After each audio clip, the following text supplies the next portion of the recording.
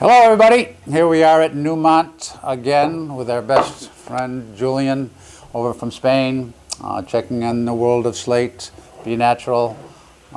Just on, I guess, yearly visit? No, you're twice a year sometimes now, more often, eh? Correct. Busy guy, though, I know, with the family and the demands. You were on the West Coast, what, last month? A couple weeks ago? 2-3 weeks ago, yeah. Yeah, So, with our friend California Slate, Michael, always well, always good. So can you give us a little bit of an update on how the slate business and the production and transport and such is going this year? Well, first of all, thank you very much for welcome Be Natural and myself one more time here. So it's a fantastic time. Always wonderful to have you. Yeah, it's great to see Vermont, especially at this time of the year. I invite you all to come to Vermont, especially in October. Beautiful scenery. Nice people. Nice people. Very good slate, yeah. and good wine. Oh yes, we had a wonderful dinner last night. So no, about the business, it's true that we have been experiencing some changes this year. One of the main thing probably is that we have experienced a shortage in slate, believe it or not, in Europe. Yes. I will say probably because the Chinese producers have been or producing less or have been stopping producing for the last year probably now. So we see the real effect of it, that Spain, Vermont, and especially Brazil is taking part of that market that Chinese slate had. Yeah. So I will say mainly because of the colors. China had many colors to offer, right. And right now people who are looking for something outside of the blacks and the grays that we have in Spain are looking at Vermont a little bit more. Right. So and I'll, if I can, I'd say production, I would say, is down a little bit in Vermont. I think we lost, as I'd said in previous interviews, we lost a couple of smaller operators. And again, with regulation and the other factors, the costs and such, there is, I would say, year over year, less squares, less pieces being made.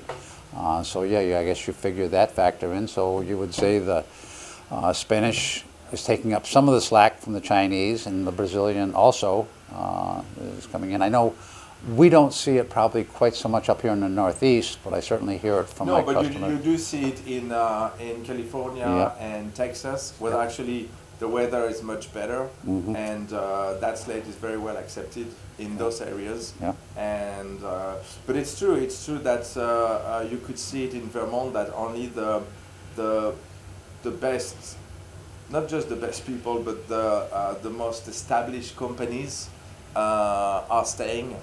And it's getting tougher and tougher to produce in the valley, and with all the regulation you just said.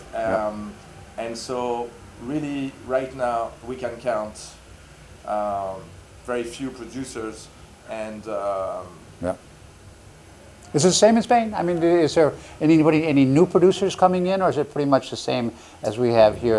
Not really. Unfortunately, in Spain, it's a bit of the same. When unfortunately some are going out of the business, it's very difficult to see other people taking that space. Right.